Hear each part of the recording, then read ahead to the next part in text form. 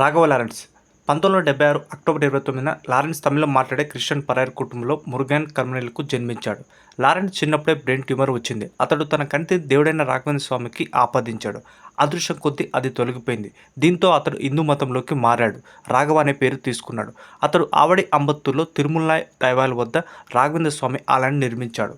Lawrence మొదట ఒక సామాన్య జీవితం అనుభవిస్తూ తమిళ ఫైట్ మాస్టర్ సూపర్ సుబ్బరాయన్ కార్యర్గా పనిచేశాడు.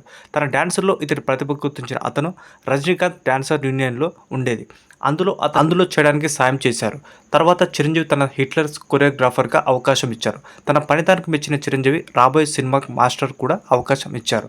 లారెన్స్ మొదటగా 1991 వచ్చిన దొంగ పోలీస్ సినిమాలో ఒక పాటలో ప్రభుదేవ్తో పాటు కనిపించారు. దర్శకుడు శంకర్ తీసిన జెంటిల్మెన్లో కూడా చిక్బుక్కు రైలే అనే పాటతో ప్రభుదేవ్ వెనకాల ఒక డాన్సర్గా కనిపించారు.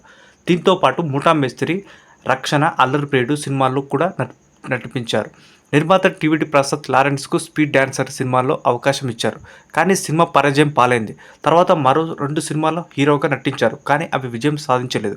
ఆ తర్వాత దర్శకుడు కె. బాలచందర్ తన 100వ సినిమా పార్థాలే అవకాశం ఇచ్చారు. ఆ సినిమా మంచి విజయం సాధించింది.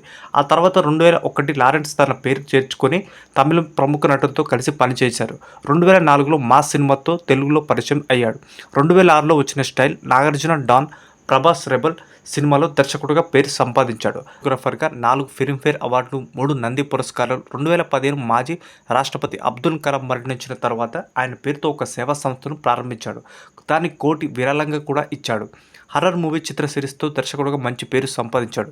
పలు చిత్రాలు నటించి తనకంటూ ఒక ప్రత్యేక నటించి మొన్నటి జిగర్తాండ వరకు మెప్పించినప్పటికీ లోకేష్ కనగరాజ్ డైరెక్షన్లో తలవార్ 171లో నటించనున్నారు. లారెన్స్ అనేక సామాజిక సేవా కార్యక్రమాలు చేశాడు. అందులో అతడు శిశువులకు అనేక శస్త్రచికిత్సల సాయం చేశాడు. రాఘవ లారెన్స్ సెల్విన్ అనే తమ్ముడు ఉన్నాడు. తనకు కూతురు కూడా ఉంది. డైరెక్టర్గా, కొరియోగ్రాఫర్గా, యాక్టర్గా, మ్యూజిక్ డైరెక్టర్గా తనకంటూ ఒక స్టైల్ మెప్పించినటువంటి లారెన్స్ ఒక లైక్ వేసుకోండి. Thank you.